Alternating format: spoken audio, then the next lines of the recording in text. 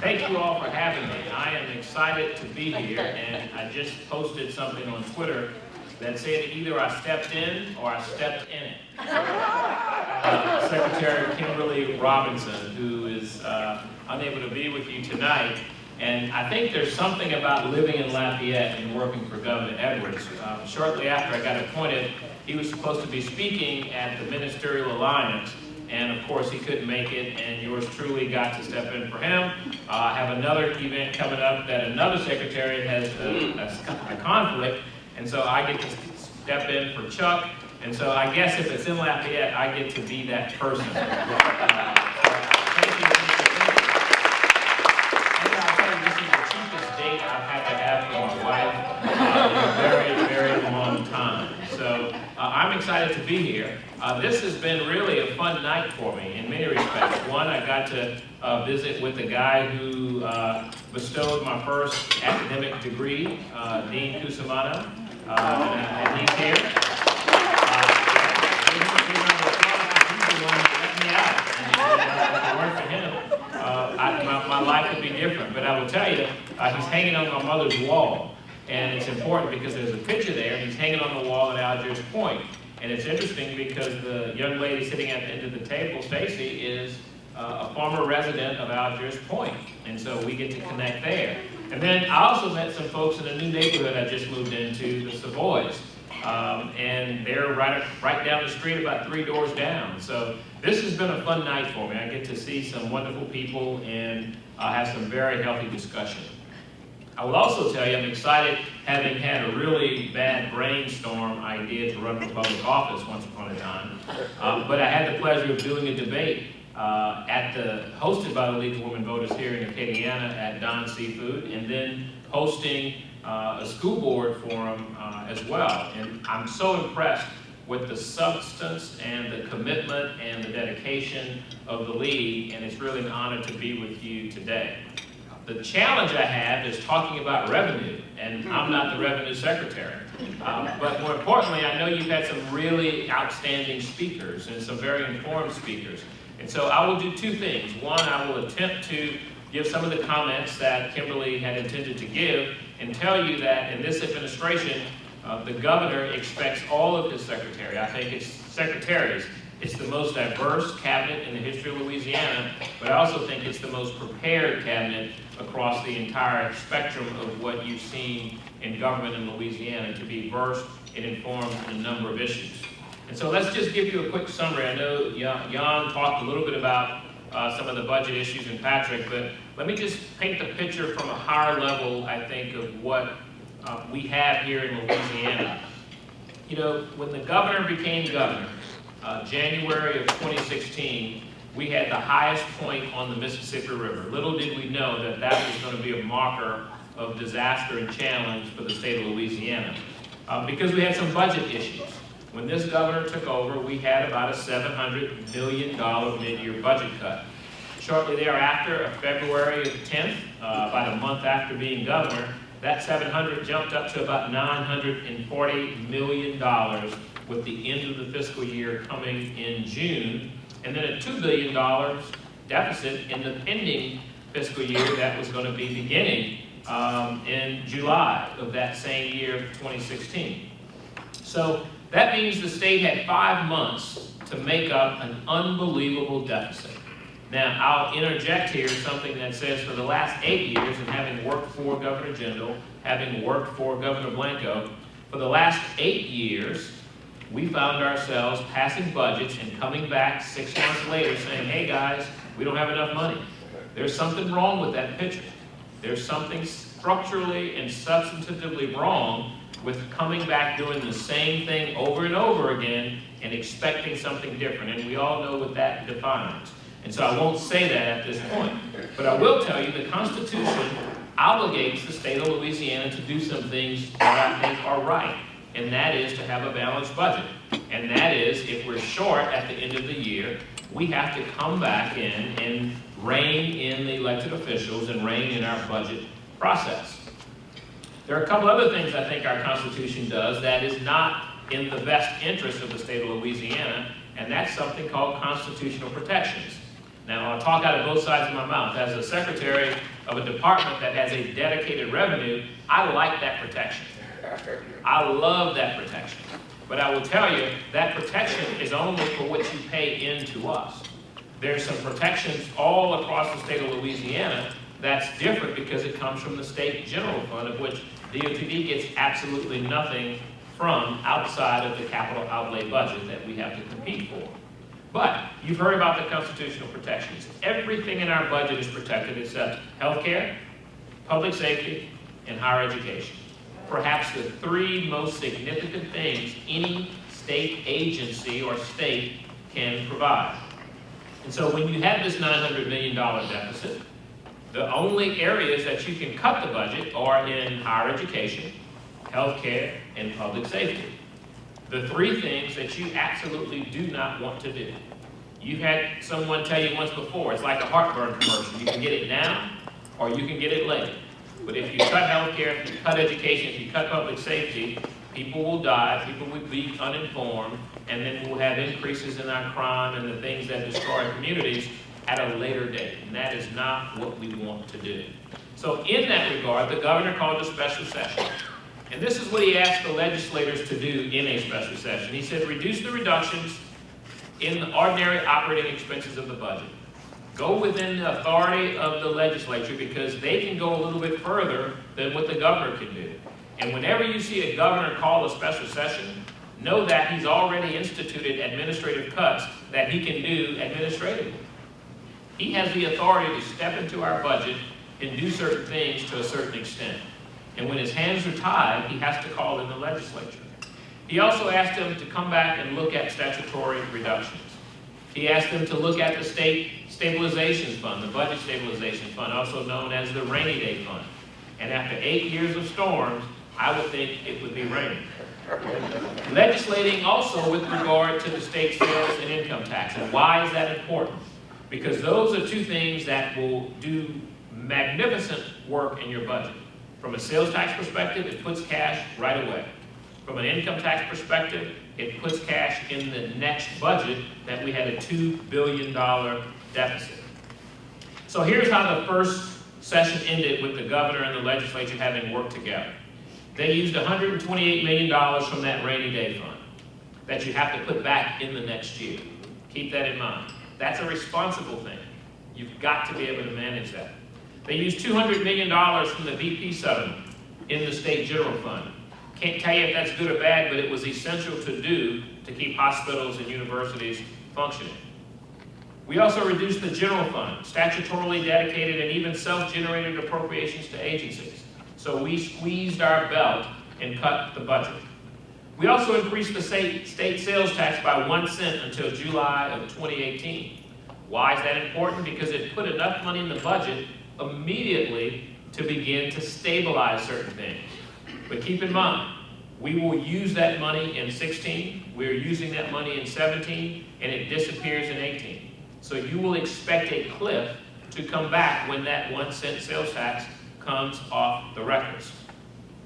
We also suspended certain exemptions to the state sales tax from April of 16 to June 30th of 2018. Once again, it's important. If it's a tax credit, an exemption, or a rebate, we're giving it away to someone for something. We're going to stop taking it back in 2018, which means we're going to start giving it away again unless we stabilize that process. We increased the excise tax on alcohol and cigarettes. I'm not a cigarette smoker, but I love a good glass of you know what. So I'm willing to pay my fair share there. We renewed the sales tax on automobile rentals and on telecommunications. The legislature passed other measures in that first special session. They modified the corporate franchise tax base, expanded the definition of dealer for online sales tax, and expanded the definition of hotel to include Airbnb transactions. And that doesn't go to the general fund, but the actions will help in the future budget years. They also talked about a constitutional amendment. This is important because I know the league understands the significance of the Constitution and what it does and how it provides stability for any government. If passed, the amendment would have eliminated the federal income tax deduction for corporations. The federal income tax deduction for corporations and individuals is a tax provision that creates instability, not stability, but instability because it connects the revenue that the state can generate to tax obligations imposed by the federal government. It attempted, in its wisdom, which doesn't always happen, and that isn't an insult, it's just the nature of a political process. Any body that lets 150 people make decisions, you're not going to get something right all the time. In our house, we make a 50-50 decision, and she's always right all the time. But they don't vote for us. So in that constitutional amendment, a state's high federal tax liability causes Louisiana to have less revenue. A low federal tax liability would cause Louisiana to see a windfall of tax dollars, and we all know what the federal government is up to.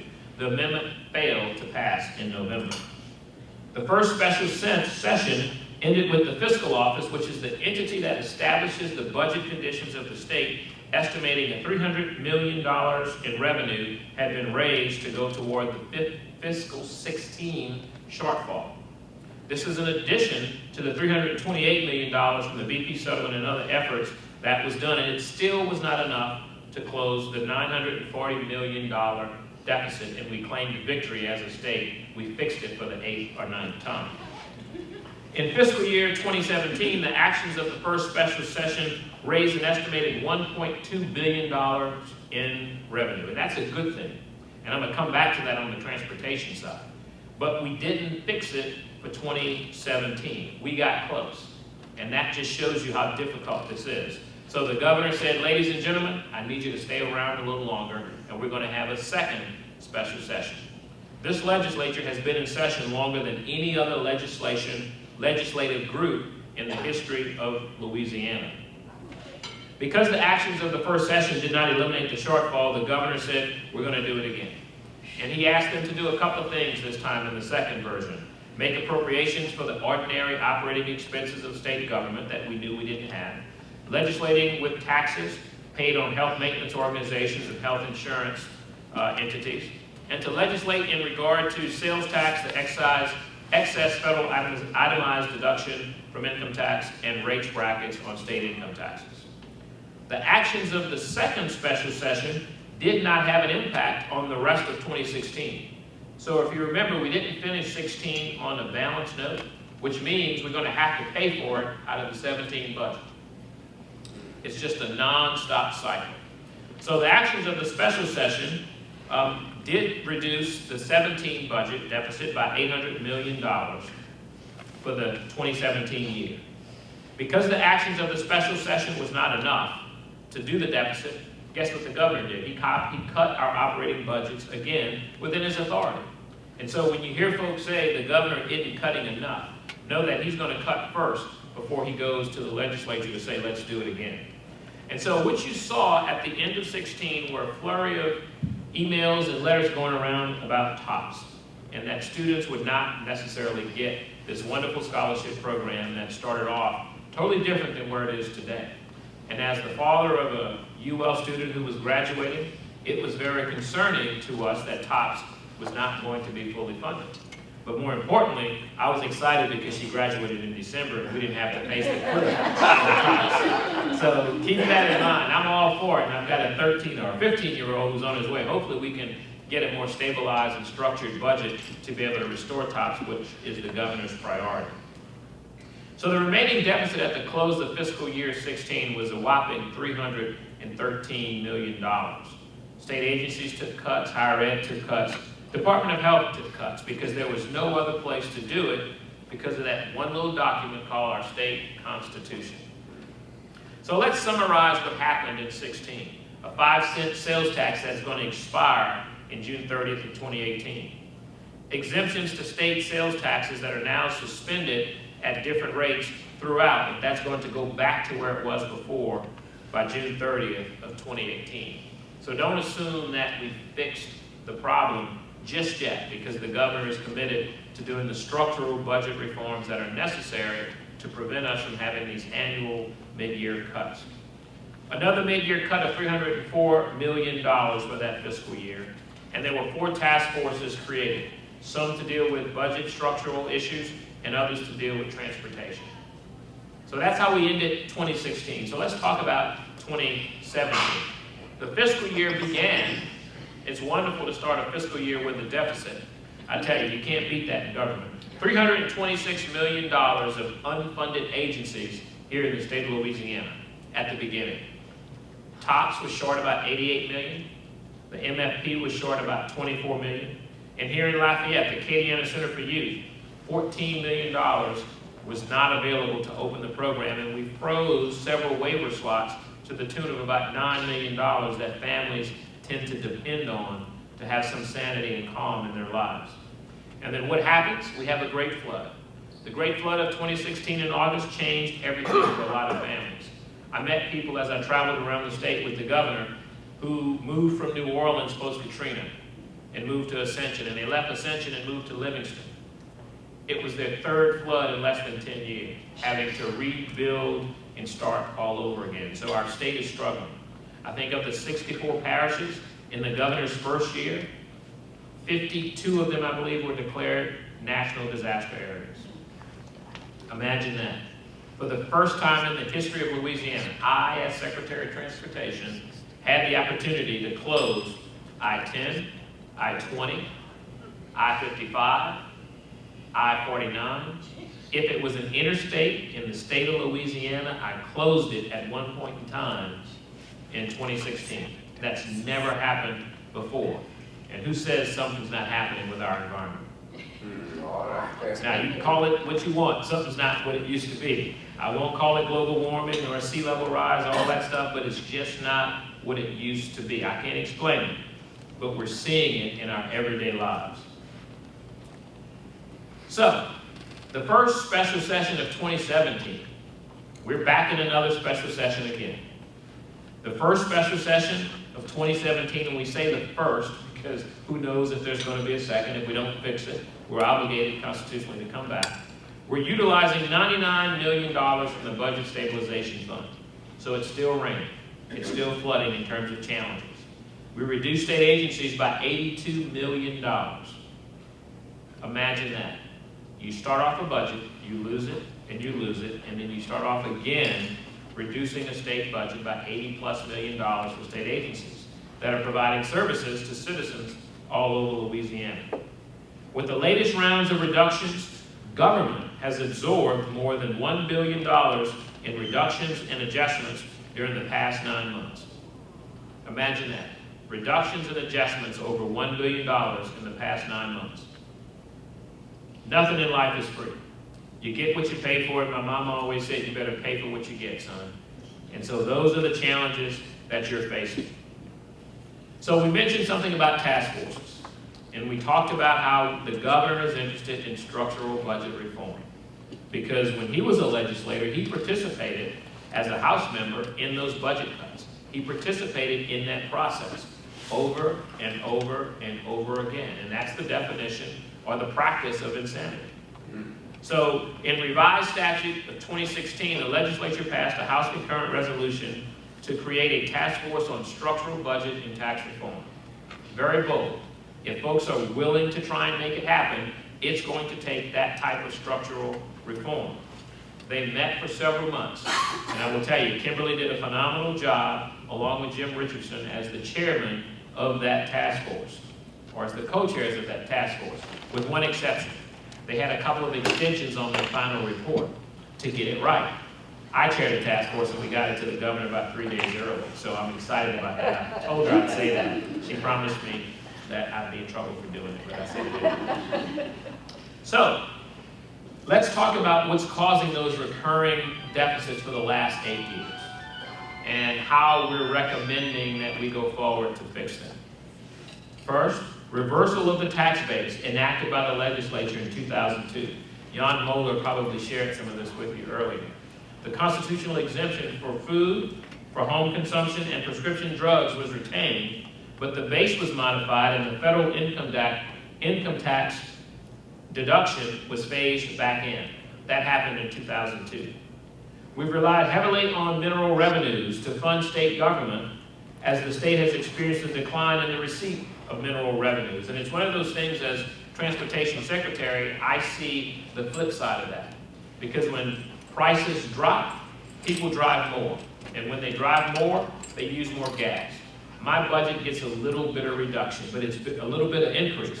but it's bittersweet because the state is experiencing a reduction. And on the flip side of that coin, when prices are high for gas and fuel and oil, guess what? The state is doing very, very well. But as transportation secretary, you're going to drive less, and less because it's going to cost more to fill your tank. It's not a good place, and that's a structural budget issue. We talked about sales exemptions to narrow the sales tax base. And then we have that thing called credits. Credits that are created without a mechanism to review the return on investment. And if anyone in this room can understand anything about government, you understand substance. And if we give you a credit based on the premise that you're going to give me something back, or if we give you an exemption based on the premise that we're going to give you something back, or if we're going to give you a rebate based on the premise that you're going to give me something back, and that something back never comes, I've been robbed. You borrowed resources from me inappropriately. And so we've lived with that for some time. So what are the recommendations from that task force? And what should we be doing to go forward? Well, first and foremost, we need to expand the sales tax base. It needs to include services and digital products and non-residential utilities. That may not always sound good to people, but when you're in need of health care, when you're in need of higher education, and you want to make sure the bad guys, as our president often talks about, the bad guys, when they get locked up, oh, you need to provide some adjudication or some pretrial diversion or some other resources to those folks. You need to be able to provide resources for that. We need to use the base from the temporary clean penny and apply it to all pennies from the sales tax for the rate. We need to lower the sales tax rate for the state and work toward uniformity in the state with local sales tax bases. And we need to work toward a single system of collection and administration for state and local sales tax. Why? Because it's just more efficient. We also need to look at personal income tax, and they've provided a couple of options. One would be eliminating the federal income tax deduction and reduce the federal excess itemized deduction by about 50%, expanding the tax base so that the top rate applies to individuals with an income over $25,000, and this allows for about a 25% rate reduction while still acquiring enough revenue to address state goals. And clearly that paragraph is more Kimberly than it was me. I will tell you the second option that the task force presented was eliminate the federal excess itemized deduction, expand the tax base so that the top rate applied to individual income above $25,000. They said look at corporate income tax. They said look at property tax. They said look at LED incentives to make sure that we're studying them well. And they said also look at state and local relations. Local governments need the autonomy to increase sales tax rates without the approval of the legislature. Think about that. If you want to have someone control their own destiny, they can do that only until the legislature says yes or no. And that's not a good policy for a state. Sales and property tax reform are essential to providing local governments the ability to raise sufficient revenues without depending upon the state. For the LED incentives, we need to make sure we're getting what's rightfully ours. From a property tax perspective, industrial tax exemption program needs to ensure that local government remains active in the approval process. And then from a corporate income tax perspective, we need to eliminate the federal income tax deduction, as we talked about earlier, because this constitutional amendment failed. We need to also study the potential impact of eliminating the corporate franchise tax and adopting a combined reporting effort. Those are things that we can do in the state of Louisiana that other states are doing in some cases that absolutely make sense. And I will tell you, as Secretary for the Department of Transportation, there's very little that I can do and be successful if those things fail. Because we're joined at the hip in terms of infrastructure and income, infrastructure and economy, infrastructure and the quality of life. Those things are joined at the hip. If we build great roads and we have closed hospitals and closed universities, we're not building an economy that we can be proud of. We're not having a world-class infrastructure system because we will have no one using it. And likewise, if we start to do all of those things that fix our budget, those things that make us more sustainable, we then are going to start attracting more people. We'll attract more businesses. And if we don't build the infrastructure to accommodate that, then we failed again. And so this governor has a very bold vision of getting it right and building it such that the next governor, 6 years from now, will not have to deal with the same annual mid-year budget cuts. That just doesn't sound right, Dean, an annual mid-year budget cut. That should be an exception and not the norm. And so let's transition to transportation a little bit. And let me tell you my soapbox issue. And the soapbox issue is that the average driver in Louisiana is going to pay $108 a year to support the state's infrastructure. Roads, bridges, airports, rail, transit systems, bicycle lanes, our waterways. You're paying $108 a year to pay for it. And if you drive an SUV, one tire is going to cost you more than your fair share right now of what you're paying to the state of Louisiana. And why is that? In 1989, when we passed the gas tax, it was 16 cents. In 1989, it cost $29 to get a hopper pass at Disney World for one kid. Today, that Disney World pass is $110. That's a 293% increase. Today, that 16 cents that you pay has lost about 56% of its value and is worth about $7. Imagine that. And then you're going to drive a car that's going to go twice as far as it did in 1989. And then we're going to build things that will take money to take care of them over and over and over again annually, but we're not going to invest in the maintenance and the operations of that. So you have a state that has over 12,000 miles of road, 16,000 miles of road, 12,000 plus bridges. Our bridges, we've got bridges 30, 40, 50 years old. I've closed 11 bridges this year. The total last year was over 200 bridges I've closed. You can have a great road. With a bad bridge, it gets you nowhere. And so one of the task forces that we talked about said, let's do something on infrastructure. The governor said in his declaration or executive order to create the Transportation Infrastructure Investment Task Force, he said, let's do two things. Let's figure out a better way to maintain our system. Let's figure out how to take care of what we've already built. And then we need to concentrate on building the things that we want to have a world-class transportation system. Because he believes a world-class transportation system attracts world-class talent. When you have world-class talent, you have world-class jobs and economic development and quality of life. So this task force was not contractors. It was not engineers. It was representative of planners, economic development leaders, business representatives large and small. Kimberly sat on the task force from Revenue. Commissioner Darden sat on the task force. I chaired the task force. We had one engineer. We had one person representing the contractors. It was a much broader group. And the governor was intent on us doing what no other task force entity had done, which is make a recommendation on how you pay for what you want. We talked about what to build previously. We talked about where to build it previously. We talked about why it was important to build it previously. We had not spoken at all about how do you pay for it. So what should we do? Well, we came up with about 9 recommendations I'll share with you. The first was we need to consider public-private partnerships. Public-private partnerships are mechanisms or relationships where the private sector leverages the risk, the debt, and the resources to build infrastructure today. Guess what? We already have the legal authority to do it. Before the task force finalized any action, this administration had already been working on putting plans out to do a P3 solicitation. We're in the request for information process to fix I-10 from West Baton Rouge, East Baton Rouge, and Ascension using public-private partnerships. You can check that box off. We also said look at tolling. We recognize that tolling has to be a part of the process, not to fix a system, but to help advance certain projects.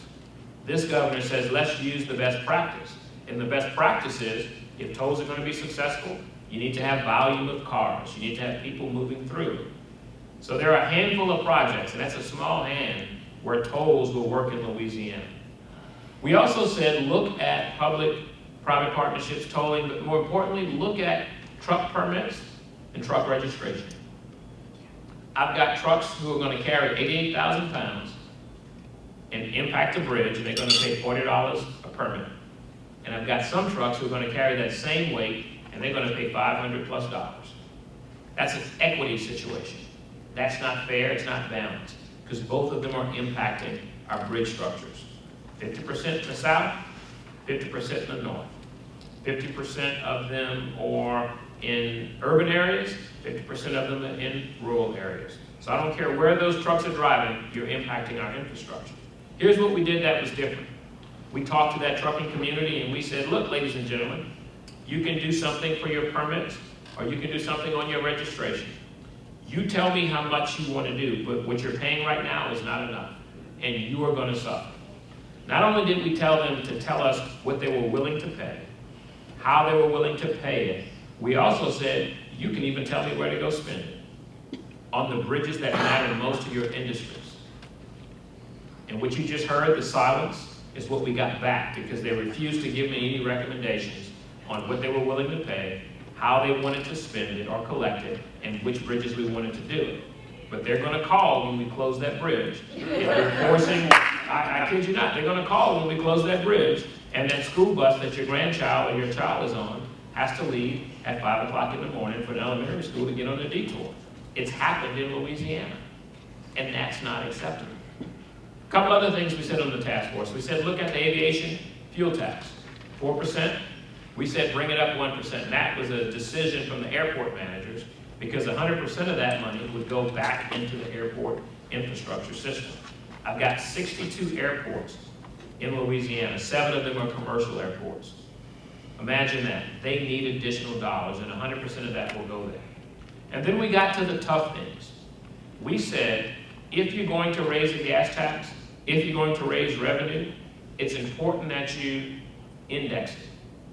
Protect the value of what you have so that you aren't hurting our future by not having enough money to maintain what you build or build what you need.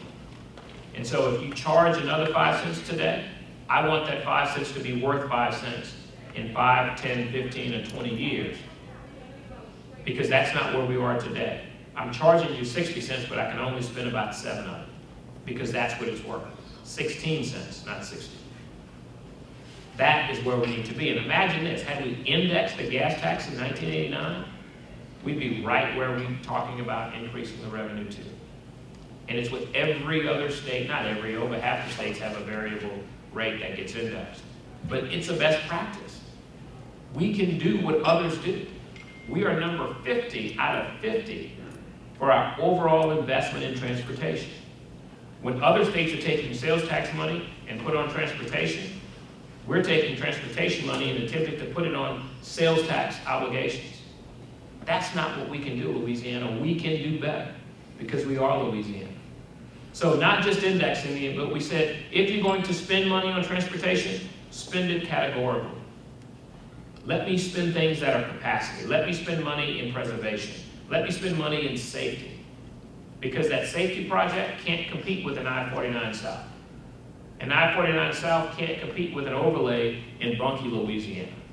And that overlay in Bunkie should not compete with the bridge across the Mississippi River.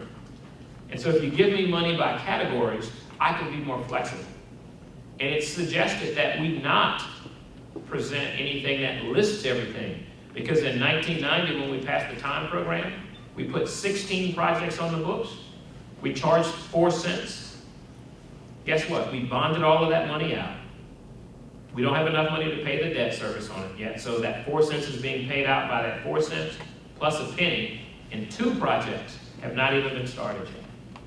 And that debt service is going to go until 2045.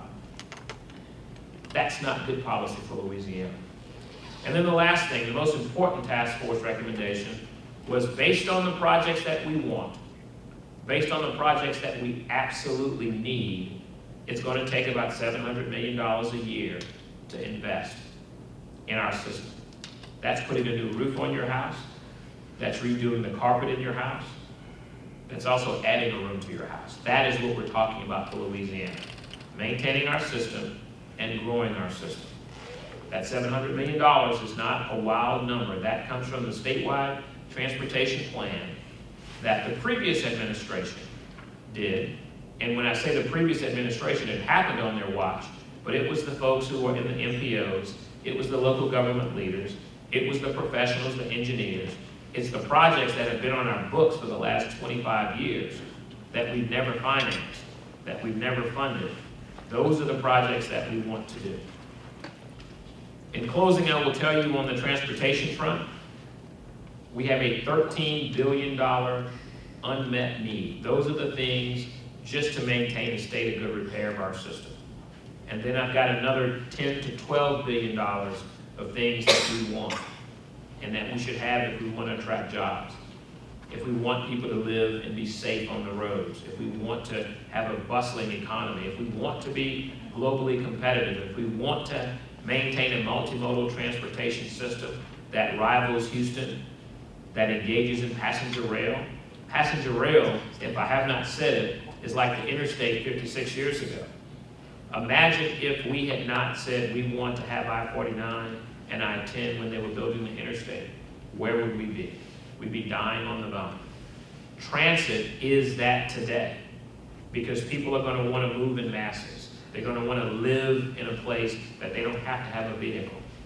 And if they don't have to have a vehicle, guess what? They don't need gas. If they don't need gas, my budget is going to suffer. So we better prepare ourselves now to provide for transit. So transportation is important. Everything you own, buy, sell, and trade, the food you ate tonight came off of a truck that came out of a farm some other place. The tablecloths you had may have come from some factory somewhere and came off of a ship. The cell phone you had, it came off of a plane. The chairs may have come on a train. You're sitting, living, eating, dining, experiencing multimodal resources. And your $108 is good, but it's not enough to continue doing it what you deserve. And then I'll end on the structural budget note. If we don't fix it, if we don't get it right, my child, your child, our grandchildren will suffer, and they will live through that annual mid-year budget cut again and again and again. Government is not a business. We provide a service. That service is not free. And we have to pay for what we get, and we're going to absolutely get what we pay for. And it's not just about raising taxes.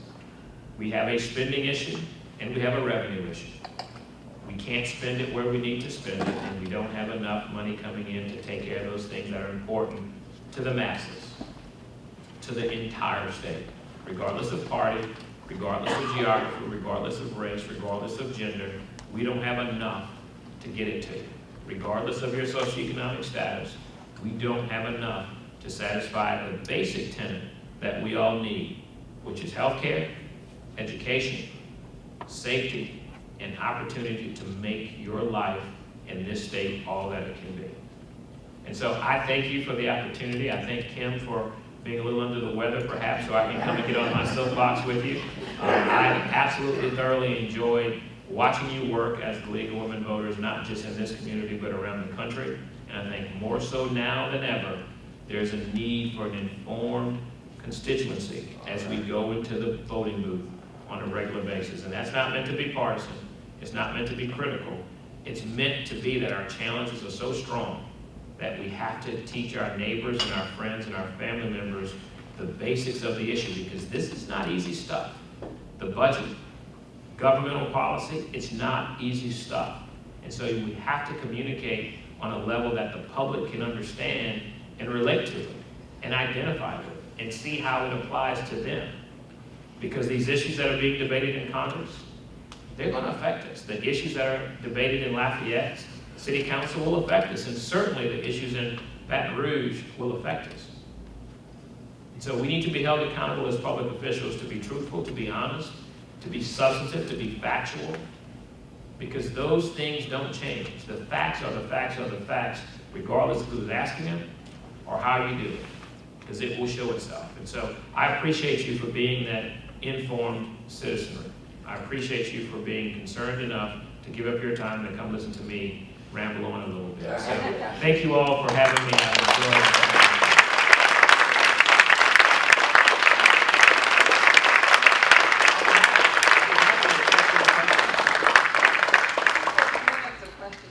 Yes, sir. Where are you from, by the way, too? Tell me. You say it's about to tell. Louisiana. Okay. We've been talking about that since I-10 bridge. I-10 bridge. I don't think I've heard of that. I know the bridge with the cross pistols. Absolutely. Yes. It's falling apart. What is the whole? I'm not saying the movie. What is the whole? They could be hold up. They charge for people. What? It is my department, and I'll be in Lake Charles on Thursday doing a public meeting on it. His question was, what's the holdup? But his comment was that the bridge is falling apart. So I'll take issue with that part first. The bridge is not falling apart. A safe bridge is an open bridge. An unsafe bridge is a closed bridge. We take that very seriously.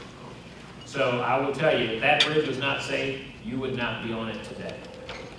Is that bridge old? Yes. Is that bridge steep? Yes. Is that bridge potentially a scary driving experience? Yes. Is that bridge safe? Yes. So that settles that. Now let me just tell you the part about the holdup. That bridge sits in an area that needs to be reconstructed. We have intentions on building a new bridge there, and we're going to have to look at all mechanisms to fund that bridge. That bridge plus the Sampson Street overpass is going to cost about $1 billion. What is causing some of the delay is that there's been a chemical spill in the corridor that has impacted the environment where the bridge will go. And we are committed to being good environmental stewards. And it's more complicated than just doing all of that. So we have to get through the process of holding the individuals accountable who had the impact on that bridge. And not necessarily the bridge, but that route. Once that's resolved, we will be able to proceed, no different than if you were going to be building a home and someone had an old vehicle parked on it, you can't go and lay your foundation, or you can't go do what you need to do because of that impact. That's where we are. I will also tell you, we cannot build that bridge if we do not have the funds that we're talking about putting into the system. You've heard our president talk about $1 trillion. Let's put that in perspective. $1 trillion over a 10-year period is a significant investment in infrastructure. Don't get me wrong. But China spent about $1 trillion in 1 year, last year, on infrastructure. Their definition of infrastructure was roads, bridges, and rails. Our infrastructure definition, according to President Trump, for what he's talking about, has to do with all infrastructure. Water systems, sewer systems, city structures, state structures, roads, bridges, transit, all of those things. And he's also talking about bringing private dollars to the table, which is a very good solution. But remember, we're talking about a P3, not a P3. And until we have the resources to pay someone back for building public infrastructure, I don't know that they're going to be gnawing at the bit to try and do that. Because they're in it for business, and they should be. And I want to support that. So that's a twofold question. We've got to go through a process, and we also have to have the resources to build that bridge and be willing to toll it. There's some other projects in Lake Charles that are critical, like the 210 bridge, where we're having to change the span because there are some issues with that bridge, and that's a priority for us. And we're doing that because it's going to take us a little bit longer to work through the issues on I-10. And when will you be in? Thursday afternoon, we're talking about the I-10 bridge. I'm not sure, but I'll get your information and let you know. I'm bringing also with me the Secretary for the Department of Environmental Quality, Dr. Chuck Brown. So we both are going to be doing a public meeting on the bridge and some of the issues in that area. Yes, ma'am. Okay. Anne Marie Dewey from New Orleans. Hello, local. Hi there. Thank you for being here. Okay, this business of the public-private partnership. Correct. Say we build a bridge using that process. Who actually owns the bridge? The state The public would own the or bridge. the private? So let me just share with you what this public-private partnership is that we proposed in Baton Rouge. It's called a request for information. We're asking the individuals to come in who are these larger companies, contractors, financiers. It's a development tool, it's a project delivery tool. They would be improving our interstate, and we would engage in a financial arrangement with them based on our ability to pay them back for fixing and improving the state's structure. So we would continue to own the interstate. We would continue to manage the interstate and operate it. We're looking to them to help design and build, finance it. There may be some operational components of it that we give them during the duration of the construction, but at the end of the day, it will remain a state asset. I will give you another example of a P3 opportunity, very similar, the ferries in New Orleans. In the previous administration, when we took the tolls off the bridge, it was about a $22 to $25 million annual investment that was coming in, that was subsidizing the ferries and our transportation system. If you think just farmers receive subsidies, you're misinformed, because infrastructure is subsidized as well. So when we took the tolls off the bridge, the ferries didn't have their $10 million. We were just talking about this a minute ago. So we privatized those ferries. They're still our ferries, but we're getting brand new boats that are being paid for and built. We're providing a newer terminal, and we kept the service running. What happens if they disappear? The boats come back to me, and I have to manage it. What else is good about a P3 is when the state made me, as DOTD, run that ferry from 6 a.m. to 11 p.m., and from 9 to 11 p.m., we only had about 10 people on the boat at a time. The state said, no, you can't close it, DOTD. The state also said, no, you can't charge a fee for it. The state also said, no, we're not gonna let you buy a new boat. So the P3s allow for a very much improved business and operational procedure to be put in place that might be a little bit more expeditious than what government can provide. So there are some elements of these P3s that actually work well. We are looking forward to trying it. We want to always own our own infrastructure, and we're not going to give away the farm. But if you allowed us to follow the same model for developing I-10, you might be 20 to 25 years away before we get it done. This way, you might get it in 3 to 5 years, 5 to 7 years, if not sooner. Yes, sir. Jim Harlan from St. Tammany. Hello, Jim from St. Tammany. I'll be in your neck of the woods week after next. One question related to just the general public policy and transportation. The set aside for the gasoline tax only going to be limited and not available for funding general state needs was something done in 1990 or whenever. 89. 89. Do you agree with the public policy rationale for that, or could that be changed as part of the structural change in the budget that you spoke of? And another question that's more on the budget. None of the budget conversations or ideas you mentioned raise any kind of revenue that would be adequate to address the coastal restoration agenda for the state. And there has been an idea offered and advanced by Foster Campbell about some kind of throughput tax related to the energy infrastructure that in fact caused a portion of that damage and risk to the state. So are those items, either of those two items, on the table? Well, I'll answer the last part of your question first. There is a cause and effect process in government. And what former PSC, former State Senator Campbell advocated was processing or having a fee on the processing of the oil and gas coming out of the Gulf that has impacted our coastal areas extensively. That would create significant amounts of revenue that could be put back in that coastal environment. Because it's a political process, that's always been an uphill battle, whether it was Governor Treen, Foster Campbell, or there's a representative now looking at that or some semblance of that to help fund transportation.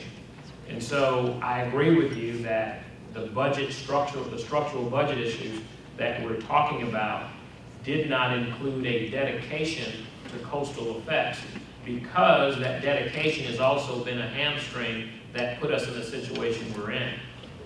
If you opened all of it up, it allows the state to perhaps do some allocations there, in my opinion. I will also tell you that that processing piece may have some issues of constitutionality because of the interstate commerce, but other states are doing things similar, so we can potentially model after Texas to do that, and that's a public policy issue that I think will be debated or should be debated in the legislature. And in regards to the first part of your question around the policy around the gas tax and the gas tax being constitutionally protected, I just mentioned about dedications and those protections and the challenges there. But because the gas tax is a user fee, if my wife didn't have a car, she would not be needing to be impacted by this gas tax. If she rode a bus, that would be in the price of her bus ticket. If she rode a train, that would be included in the cost of that ticket. So only folks who drive or ride in a car are going to be impacting our transit system. The sales tax covers those things that move on our system that are not people. And so I think a core user fee is essential. And so I do support the gas tax as a dedicated revenue to go back into that infrastructure.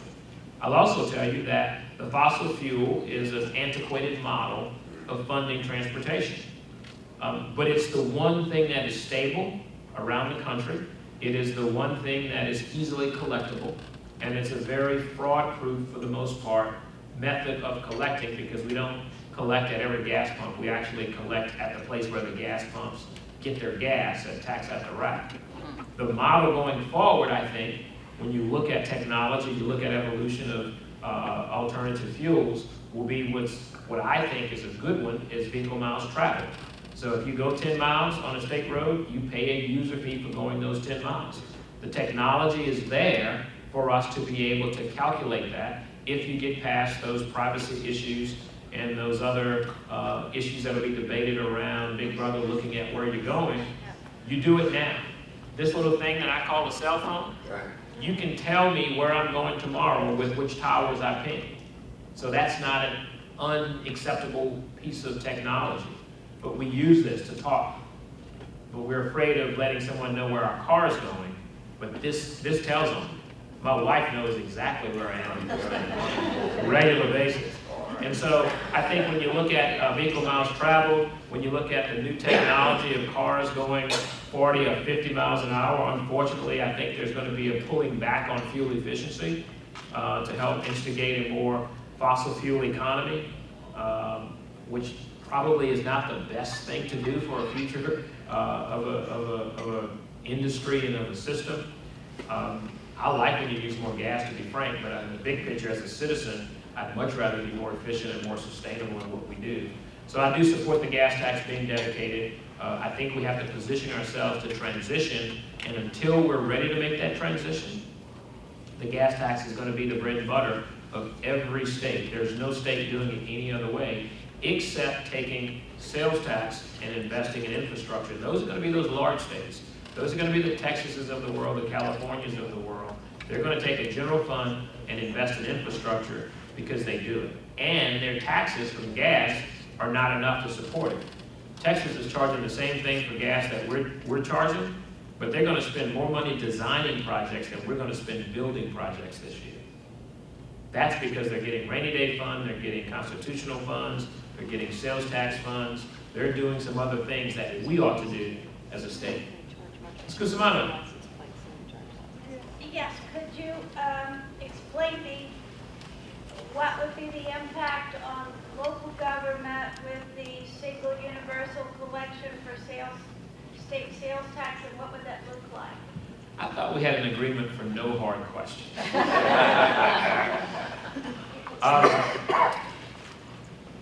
You know, I think the sales tax collections at a single point would allow for us to have a better appreciation. And this is an unofficial response because this is something that would probably get much deeper into what Kimberly can talk about. But if you look at a single point of collection, it creates more efficiencies in the system that are taking resources away right now from that revenue stream. And I would assume that that application could help universities, it could help other allocations, because you're going to increase the effectiveness and decrease the cost of operating that system. And you run a less or smaller risk of having fraud or waste perhaps occur because of that multi-collection location. Beyond that, now that's my personal response to you, but that's not something I've investigated or talked, and I don't think she had the notes in the comments that she gave me to give you that answer. But I'm going to text her as soon as I'm done and say, call Ms. Cusimano. Yes, ma'am.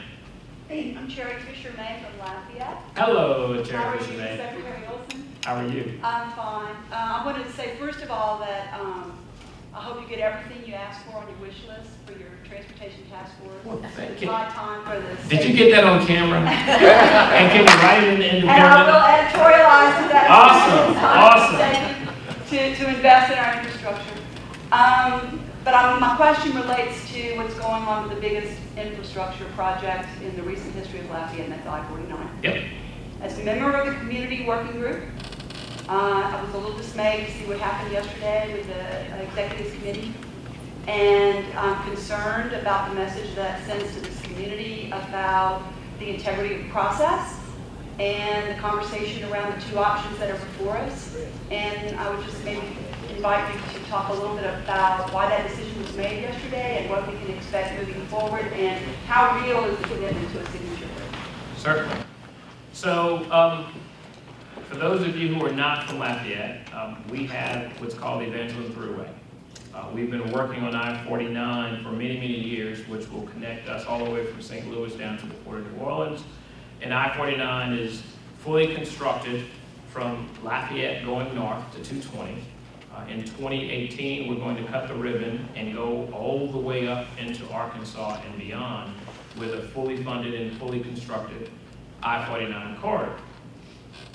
When you get in Lafayette, it becomes a very old, structured, a dangerous couplet. It's a 3-lane couplet. That's 3 lanes going in one direction, people living and existing in the median, and then 3 lanes coming back north. When you get south of Lafayette, there's segments of it that are actually constructed to interstate grade. So when you go down to Market City, or you go all the way down to New Orleans, there are pieces and elements of it that are constructed. There are 2 pieces being constructed now. As an undergraduate in urban and regional planning and liberal arts, it was arts, humanities, and behavioral sciences when I was there. Dean Cusimano will remember that. I was an undergraduate student who worked on I-49. And like many big infrastructure projects, it takes far too long for us to deliver them. And we've gone through a process. We went through a process to select a preferred route. We went through a legal process because it was legally challenged, and we're successful at what we were doing.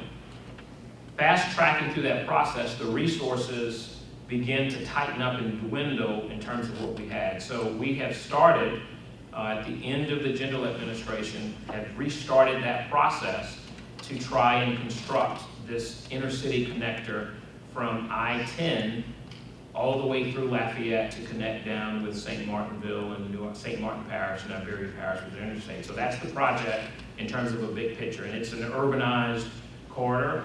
It's a multimodal corridor in that it's commercial, it's industrial, it's residential. There's some socioeconomic pockets there. There's some historic areas along there. It's adjacent to a rail.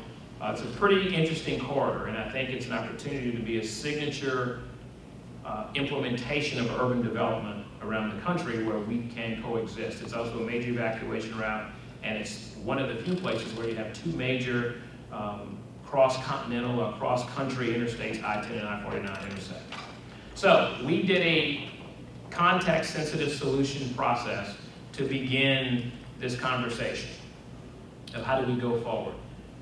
We were probably ahead of the game, and that wasn't my choice, so I inherited the process, believe it or not. The previous administration transitioned and started this right as they were walking out the door.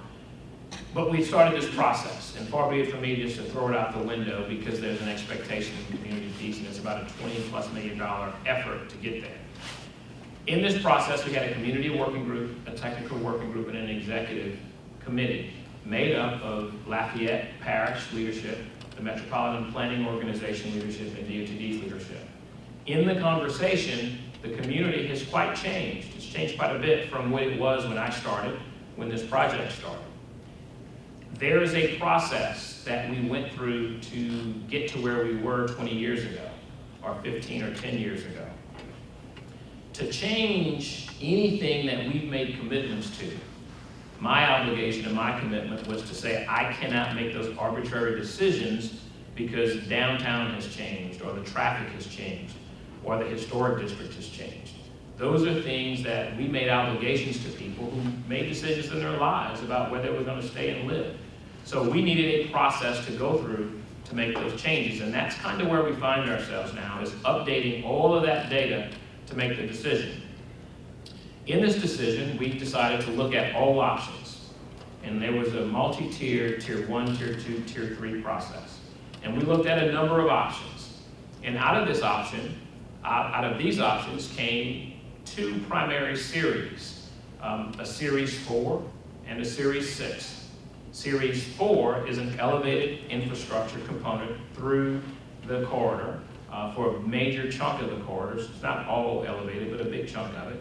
And series 6 is a tunneled corridor with a depressed environment that could be covered through Lafayette. So in tier 2, we went through a process where the community working group and the technical working group considered opinions and processes and ideas and design elements and modifications to different components of each of the series that were being discussed. So for the last several months, about a year, we interrupted the process to take a step back, which was a major decision, and it was the right decision. And I think the outcome will be better if it's series 6 or series 4, whichever comes, because of the process we went through. So we took a step back, and we've been looking at these elements of series 6 and series 4. Not to the level of determination of, yes, we're going to build, but just the core elements. Where do you put an intersection or an interchange? What kind of connectivity does it have? How does it impact the rail that's next to it?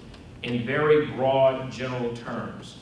There are questions about elements of either series. In transportation planning, much like when you build your home, you're going to identify, I want a home in this city, in this state, in this part of the community. We know what that is. It's called the Evangeline Thruway. We know which neighborhood we want to put this in. The question comes, do I want to build a house with a second story or a house with a basement?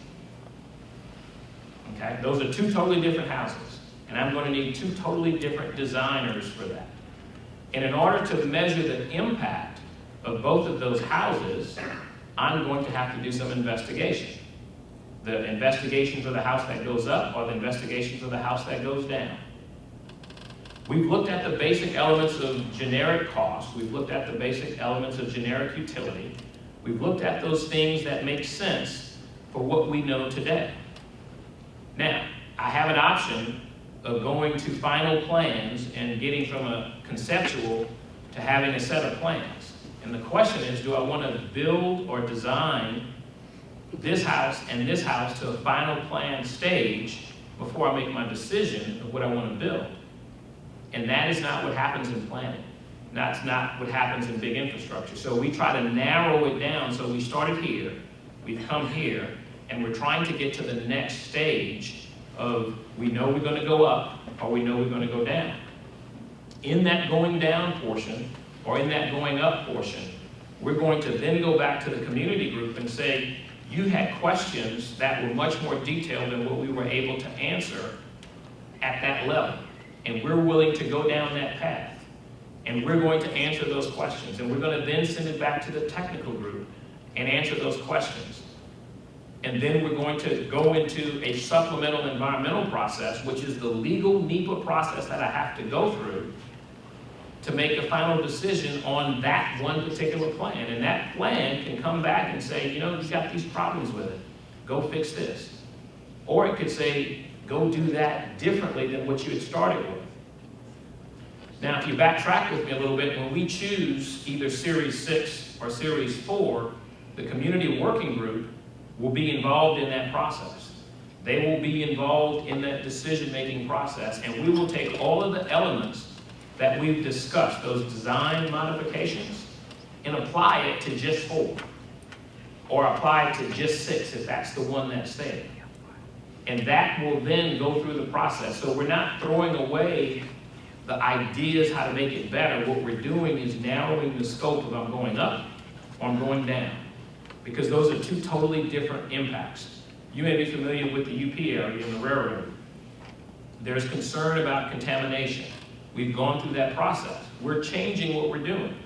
So if I'm going up, I'm going to impact that environmental impacted area differently than if I go down, because I'm still going to impact that environmental area if I go down.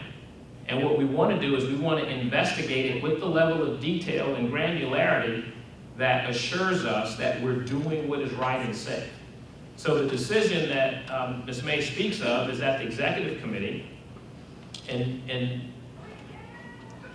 everybody, I shouldn't say everybody, the vast majority of folks who were on the executive committee anticipated that we would be going in this tiered process to narrow the process down to a series that we can then measure and study and investigate. There's one that spoke out saying that they were not anticipating that, but that was not the masses. And we made a recommendation because we've done all the investigation to get to the point that we can make a decision that we need to go up or we need to go down. So what we said was, at the next executive committee meeting, we should make a decision on how much more money am I going to spend by narrowing that to either the 4 or the 6 series. And we said, go back to the community working group and advise them of that. Let them know what their role will be in that tier 3, because out of tier 3 comes what goes into the supplemental process. We also said, go back to the technical group and tell them that we're going to make a decision. And what is their role in that tier 3 process, which whatever that decision is.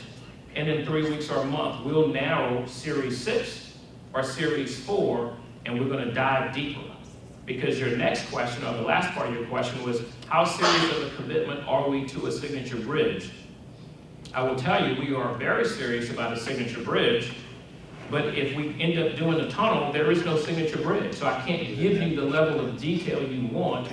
I can't ask you, what would you like on the signature bridge? Do you want water? Do you want lights? Do you want trees? Do you want it to be green? Do you want it to be fleur-de-lis? Do you want it to be crawfish? I can't give you that if we're going to do a tunnel. And if we do a tunnel, if we do a bridge, I can't tell you if the tiles are going to be crawfish or if they're going to be fleur-de-lis. And so we're trying to get it to an idea to investigate it further. And so I think there's a perception by some that we went with the intent to make a decision, of which we didn't. I think there's a question of some that we did it clandestinely, and we did it like we've done every other meeting. And so I would just suggest to you that we're not trying to make a final decision. We're trying to make a final decision about going up or going down, because in order for me to do the best I can and be the best steward I can with public dollars, I don't want to spend another $2 million knowing $1 million of it is going to be a sunk cost up front. And so that's why we made the decision. And so going forward, if you would trust the process to say the CWG is going to be at the table to do the modifications on Series 4, where we will look at more detail, signature bridge, what's the Grand Boulevard, what are the impacts to the safety, what are the impacts to the environmental area that's of concern, how are we going to really affect the historic district of Freetown, Portrico, and Sterling Grove if we have not done that level of detail. And if it's the 6 series, we'll do the same thing. We're just trying to say you're not going to do 2 totally different ideas. Now, if it was 4 and 4A, they both could probably go into tier 3 because you're talking about little tweaks and finer elements. But because it's 4 and 6 and they're 2 distinctly different pieces, and for those who are not here, we got a piece over here and a piece over here. This piece in the middle is what we're talking about. It has to connect to both of these pieces. And if it's a bridge, it's going to connect differently. If it's a tunnel, it will connect differently. And all we want to do is get to one concept and spend dollars wisely to say, we're only going to work on 4 series and apply all of those models and design elements that work that the community suggested, or we're going to do 6 and apply all of those design modifications and elements that the community has suggested to 6. That is how you build big infrastructure. You don't go to the nth degree when you've got 2 totally different pieces. And so I hope that answers your question. Thank you. One more question? because oh, I'm fine. I can, look, I'm good to go. I'll stay afterwards too, even though they closed the bar. Maybe we can go around. Okay, you gave a really thoughtful and thorough and long explanation of the over or under question. I'm from St. Tammany. When this was described to me, there was over, under, and around was cheaper.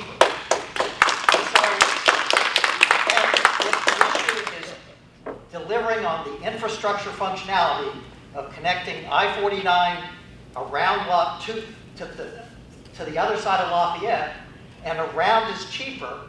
Now, maybe you have to go back and do this long planning process, but I don't understand why around isn't on the table for some reason. Or maybe you can explain that to me. I'm entirely new to this. I can explain it to you, and I will try not to make it long. So if you heard me say that we went through a process to get to a decision on where we put that, in that process, the around for Tesh was not the chosen or the preferred alternative. So 20 years ago, we told the folks on that corridor, proceed with your life. It's not coming there.